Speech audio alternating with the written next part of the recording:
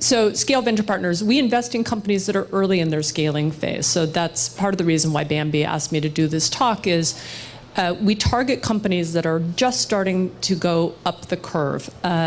About half of our companies are less than $4 million in revenue at the time we invest. The smallest was about $200,000 in revenue.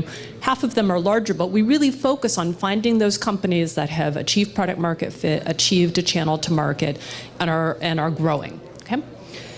So the agenda this morning is when to scale your startup and how to scale your startup. So first we'll talk about when, and when is really important. If you guys have seen research by the Startup Genome, and now I think it's a company called Startup Compass.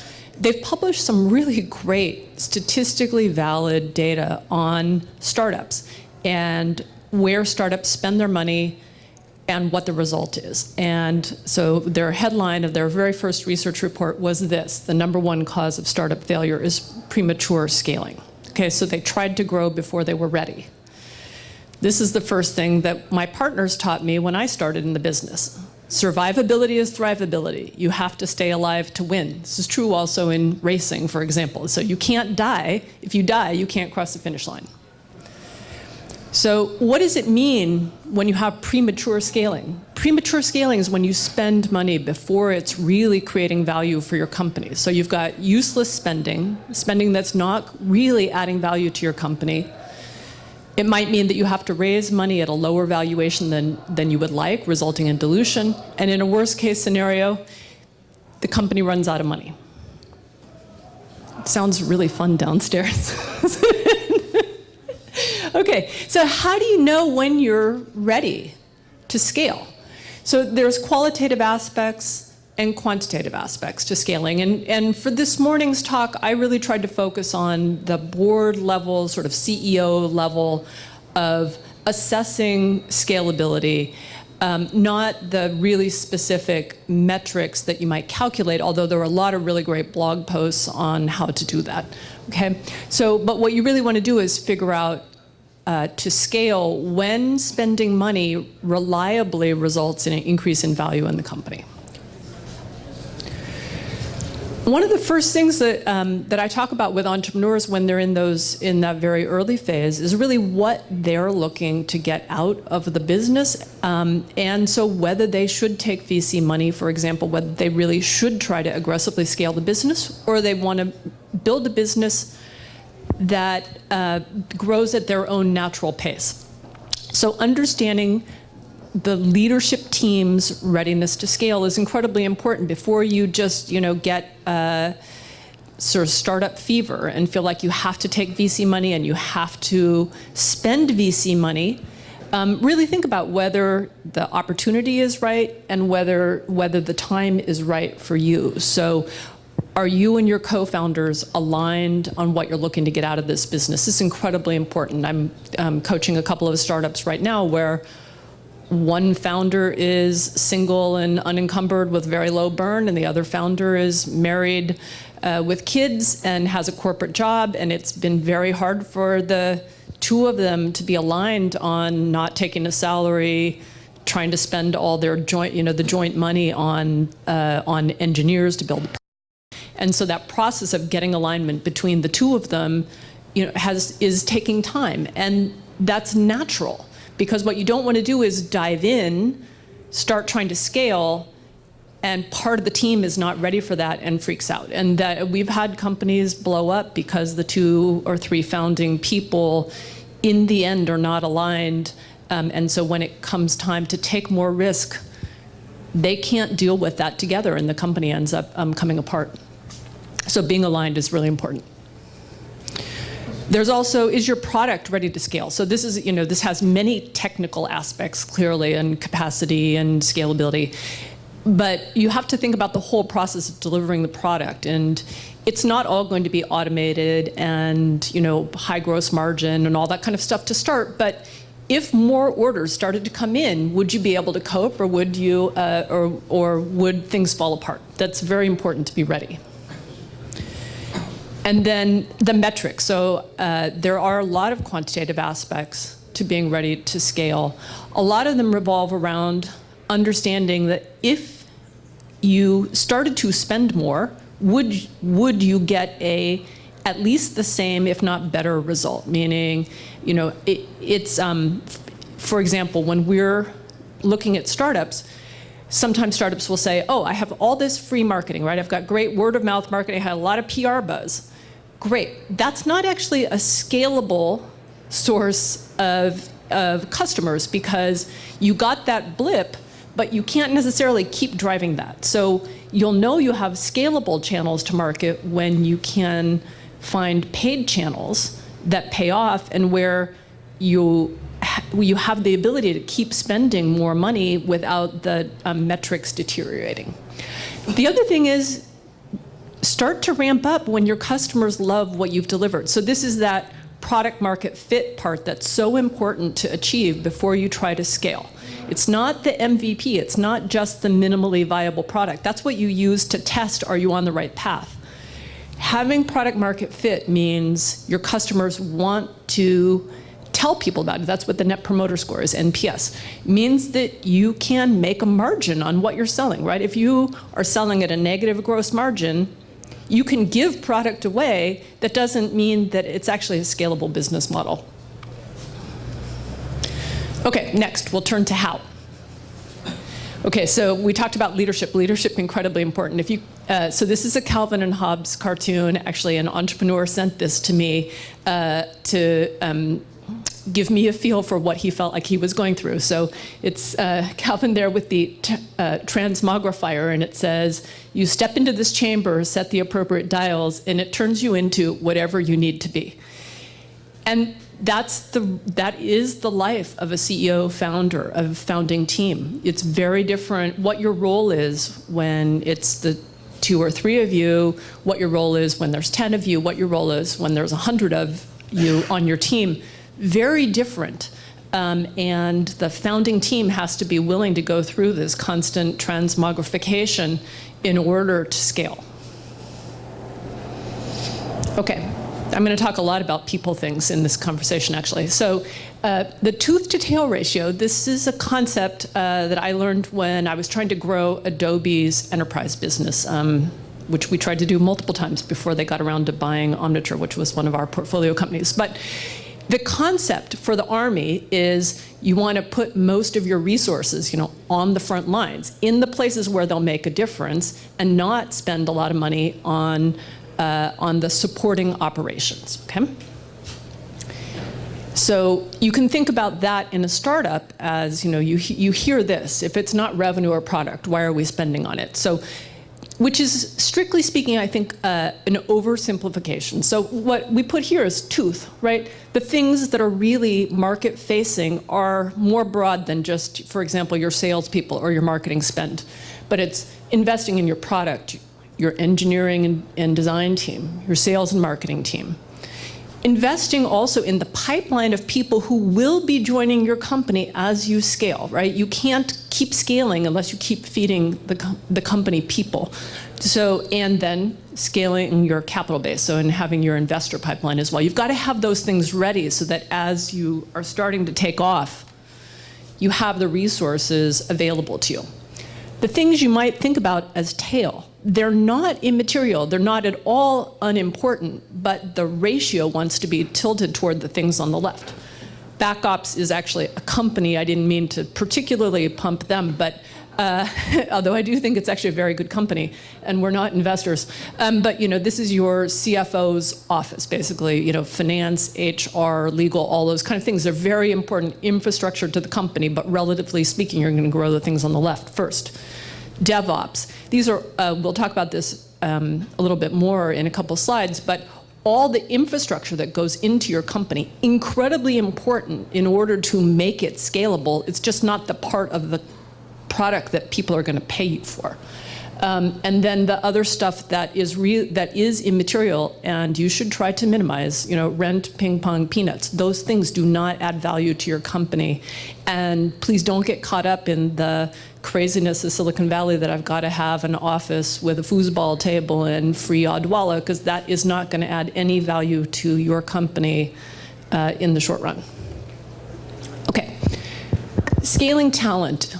So again, I said I'd talk a lot about people because people make the business.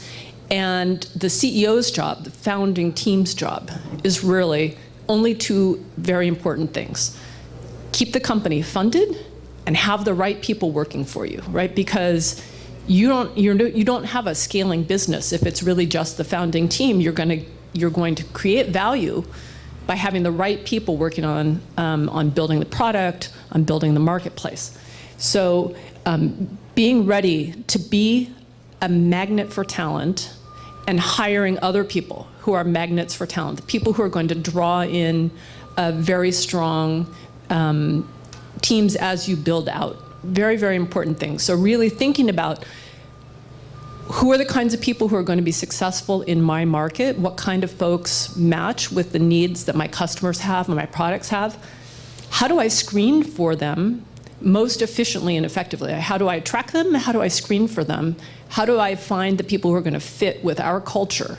So you'll see some really interesting writings on this topic by Dharmesh Shah, who's the founder of HubSpot, which is one of our portfolio companies. He's put a lot of thought into the HubSpot culture, and if you don't follow him on Twitter or read his blog, I really encourage that. I've learned a lot from him. Also make sure that if you have a mishire, get rid of the person. So it's okay. Not everybody is a fit for every position. So you're going to hire people who are the wrong person for that job at that time. Make that decision quickly. You'll often hear CEOs counseled to hire slowly, fire quickly, right? That just means if you've made a mistake, admit it and move on. And if you have brought somebody into the company who is driving other folks away or making people unhappy, get rid of the repellers. You can't afford to have someone who's toxic in the company. This is just an illustration of what it's like to scale headcount. This is 5 of our portfolio companies over their first couple of years. So they start with literally a couple dozen people and end up, in the 500 to 700 people range. This is not just the creme de la creme of our companies, though it is some of the higher growth companies. But you're talking about adding a lot of people in a relatively short time when the company is scaling. So making sure that you have a process for attracting, recruiting, retaining people is very important. Okay, product investment. So you can think about the box in the cloud as those DevOps things. Do we have time? Oh, move over. Okay. Awesome. Okay, sorry, I didn't understand. The things in the cloud. That's the DevOps services. And actually at Scale VP, this is a big investment theme for us. This year we've hired 2 people who ran operations at Netflix, which was completely in the cloud. They don't own a single server. We think it's an enormous investment opportunity to deliver services to developers. But again, these are the things that you're going to put together your features on top of all these other services, and then you don't have to reinvent, how to make a phone call, how to send email, all those kind of other services that are available to you. So the things you should be investing in are the features that your customers want to pay for, right? And delivering the quality that is appropriate to them. So I think this is one of the areas where software development processes have changed a lot in the last 5 years, in particular with the rise of mobile applications, is the whole notion of faster is better, and sometimes I would have people say actually worse is better, which they meant shorthand for faster is better, is a little bit different because so much software now is distributed through app stores where there are star ratings. And so it's no longer okay to just put up a website and snipe it with beta, call it beta for the first 18 months, and let your customers find all your bugs. Now, if you do that and you put it into the app store and the customers find the bugs and they give you a bunch of 1-star reviews, you will have no more visitors to your app again. So you have to think about quality in your software delivery from very early stages. You also have to think about the analytics and instrumenting your business so that you can understand whether you have the right retention and upsell loops, and you have to build those things in. So making sure that the product is instrumented from the get-go to give both you the insights you need to drive the business, as well as giving your customers the value that they want to get out of it. And in many B2B applications, it's actually the analytics is what people are paying for. So you see this in a lot of hybrid mobile SaaS kinds of companies where the app or the freemium part of the service doesn't have the analytics, and what the paid upsell model is for someone who wants to manage and control something will pay to get the data on how people are using it. Okay, marketing investment. Marketing sucks up a lot of money, and it's an easy place to waste a lot of money. And it's probably the number one cause of that premature scaling death is people spending a lot of money on marketing and it not having a commensurate return. So how many people are familiar with the concept of Pareto optimality or Pareto edge? Okay, not a few, but not everybody. So Pareto is a mathematician that basically gives you a way of calculating what's the sort of optimal combination of two things to stay on a curve. That's what that curve is. But you can think about it as you're going to spend on the thing that gives you the biggest bang for the buck first, and then when you run out of the ability to spend money on that, you're going to spend on the next biggest bang for your buck, and then the next biggest bang for your buck. So you're not going to do those things that aren't very additive. So the Pareto curve is also known as the person who came up with the 80-20 rule, okay? So you're going to do the 80% things first. This is a really great way to grow your business without VC money. Actually, at the last Vator Splash in Los Angeles, I had the honor of introducing an entrepreneur who I've known for 10 years and adore. His name's Paul Thielen, and he is the founder and CEO of a company called Big Fish Games in Seattle. And Paul grew that business on about $17,000 of paid-in capital. It was all his money. And he did it by building product and really careful marketing. So every day he ran a spreadsheet of where he'd spent his marketing dollars that day, largely Google AdWords and things like that, which was the most effective, and allocated the next day's spend, first to the most effective channel, and the next whatever few dollars he had left to the next most effective channel. And then every day, kind of the money that he had left to spend for the next day grew. And so that's how he slowly bootstrapped the business up, and he got the business to about $17 million in revenue before he took any venture money, and even that first venture round he took was all just common stock. So it is amply possible to build a business without using OPM, other people's money, but it requires extreme discipline in your marketing dollar spend. Even if you have OPM, this is a really great way to make OPM as other people's money, to make your funding go a lot farther, and being very careful about where you're spending on marketing. Okay, sales.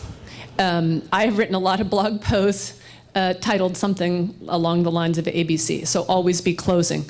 One of the startups I worked in, the CFO had a mug that sat on his desk that said, nothing happens till somebody sells something. So I think about sales as proof that the customers really want what you have to offer, right? I had a portfolio company at one point with a CEO who was really great at marketing positioning. Gartner loved him, but they didn't make revenue. It was an enterprise software company. They didn't make very much revenue, and he came to see me and was telling me all about the new Gartner Magic Quadrant that was going to be published on the company. And but Michael, we have not made revenue the last 3 quarters in a row. And he said, Sharon, you're so negative. You should take a quote. This is one of my favorite quotes ever from business. You should take a balanced scorecard approach to the business and really give weight when you assess the business on these other things that are going really well, even though sales are not going that well. And I'm like, okay, Michael, that is true. I just weight revenue 90%, because when somebody pays for the product, that is proof that you're actually solving the customer need. When Gartner says a product is really good, that is proof that you paid Gartner for their consulting project. So, the revenue is just very, very important proof that people want to buy what you have to sell, okay? Sales is incredibly hard, and it's very hard to hire people in sales, especially if you are like me, not from that domain. I'm a longtime product person. I feel like I get snowed in, bamboozled by salespeople because their job is to sell stuff, and they should be able to sell themselves. So you have to be able to plan for that to happen and not die in the meantime. So what that typically means is when you're hiring salespeople, you're going to hire salespeople in groups of them because some percentage of them will wash out. They don't like your product. They don't think they can make money fast enough.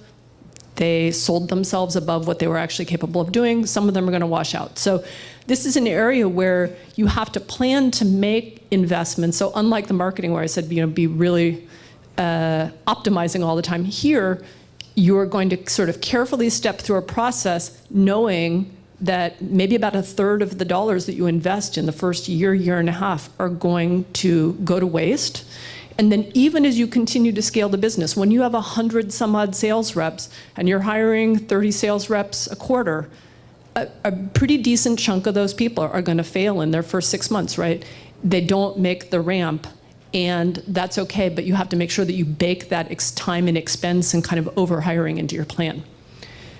One of the things in the very early stage, though, that is important, I think, is this. It starts out with the CEO doing a lot of the sales, and then you're building the organization from the bottom up. I think often when we're afraid of sales, we think we need to hire a sales guru, and we go and want to recruit a very seasoned, very senior sales executive and trust him or her to build out the sales organization.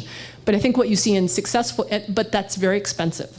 And it's kind of risky because that's a big fixed cost.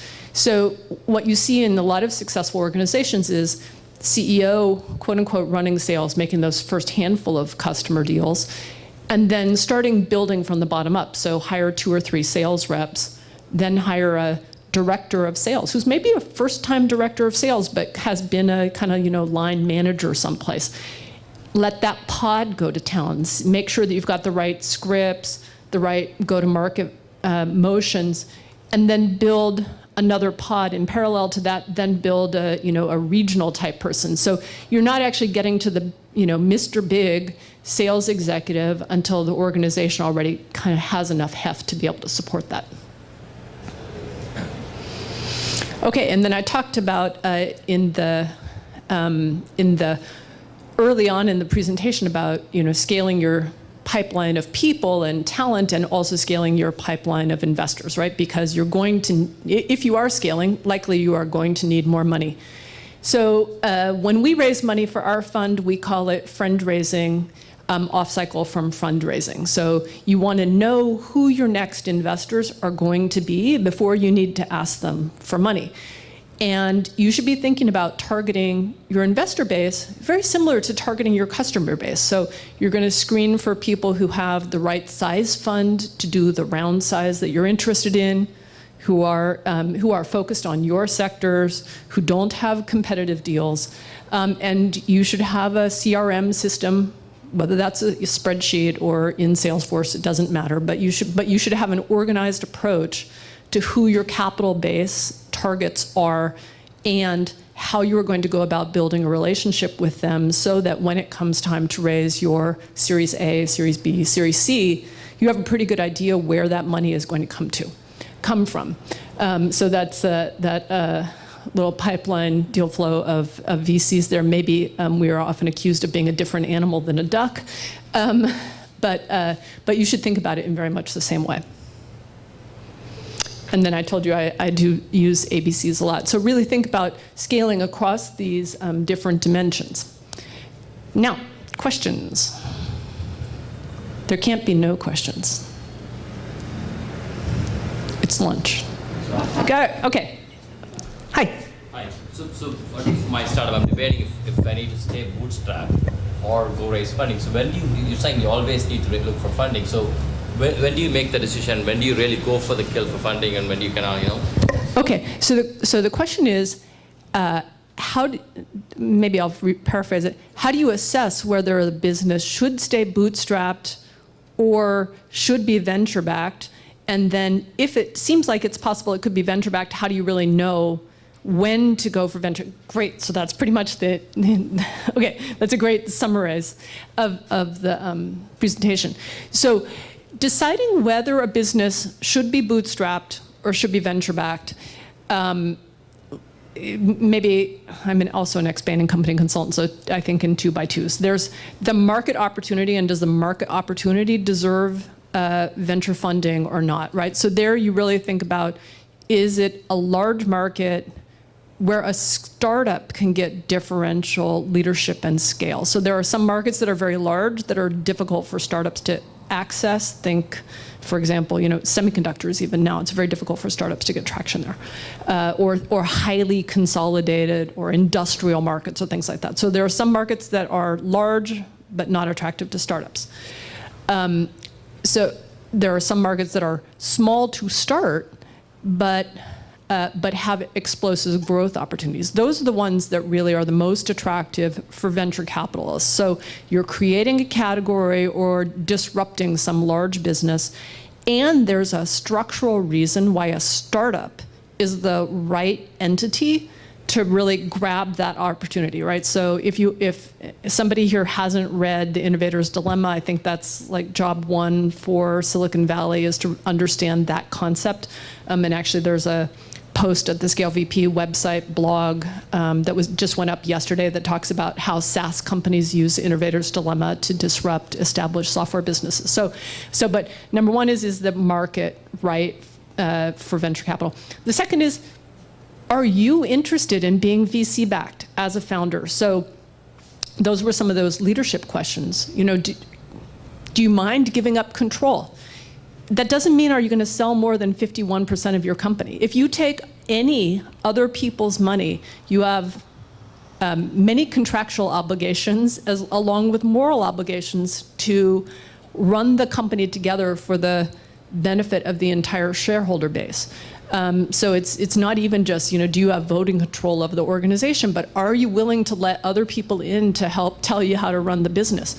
And that's a question that only you can answer. No VC is going to answer that for you, but you have to be able to look into your own heart and say, do I want to do this, or do I want to run a family business? Doesn't mean that it's going to be a small business. Look, there are a lot of very large privately held organizations, but how do you want to structure the organization, and how much control do you want to have? Other questions? Yeah. So the slide about some equivalent to funding and people, especially in an early stage, how do you think about those trade-offs, right? The better people you have, the more it costs, and both of them take out. Okay, so the question is trading off funding and people, and how do you stage them in when you don't have funding and you need people to get funding? Yeah, it's kind of a chicken and egg problem. And I think this is one of the areas where founders really earn their stripes, because I think I said this on a slide, if you can't attract a quality team without paying them extra, right, then you have to reassess your own leadership abilities and reassess maybe the opportunity that the company is going after. So there are times early in the company's life cycle where typically the founders are working purely for sweat equity, and then there's that crunch moment when you have a little bit of seed capital and you can hire your first couple of paid employees. They're near co-founders, right? But they're the first hired in people. And you can't usually pay them very much because you haven't raised very much. And so that's one of those intense leadership tests, is can you attract really quality, let's just call them engineers, because that usually is the first couple of hires. Can you attract those really quality engineers when you're going to pay them $50,000 a year and they can easily be earning $150,000 or $200,000 a year from any one of a number of companies? And it's only because you're presenting such an exciting opportunity that they will come and join your team. And so I think that, again, that's just the litmus test for leadership and for the opportunity, because people are smart. They're not going to jump onto an opportunity that is so outlandish that it's unlikely to be successful, or where the founding team is not right for the opportunity. So I think that's one of the things that helps get those first couple of people on board and helps get that flywheel going, is when it's clear that the the team that's starting the organization has a just right insights and expertise in the target market they're going after to see that special opportunity that makes it worth doing, right? So that's where I think it's very difficult for companies to get going when the founding team sort of has an idea about a market opportunity that they haven't had operating experience in some way or another. Maybe they've been a customer in that space or a vendor in the space. They've created a technology in one sector that's applicable in a new sector, but there has to be a reason why you as a founding team are the right people to be going after this opportunity. A question in the back.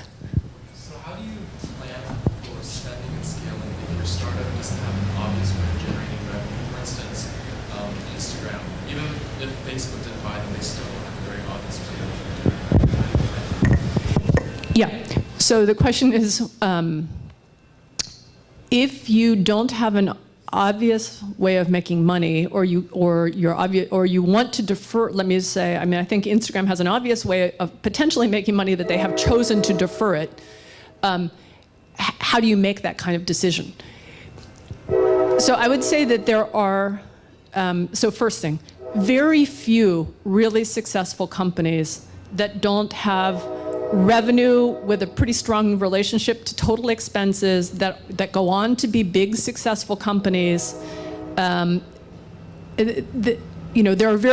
are a few notable exceptions to that rule, but very few notable exceptions to that rule, right? So, the power, just so you guys have perspective, the power curve of exit value is extremely steep. So, for example, WhatsApp at $19 billion is the third largest venture-backed exit ever at time of exit. So not counting companies that go on to grow bigger market caps in the public market, but it's still actually, I think, number 5 or number 6 total overall, right? So those unicorns are incredibly rare. So I would say if you want to plan to stay alive, plan for revenue, okay? We had an event once where we had CFOs talking to our portfolio companies, and one of our alumni CFOs, been CFO of many scale venture partners companies, said to the assembled team, quote, "God put revenue ahead of expenses on the P&L for a reason," okay?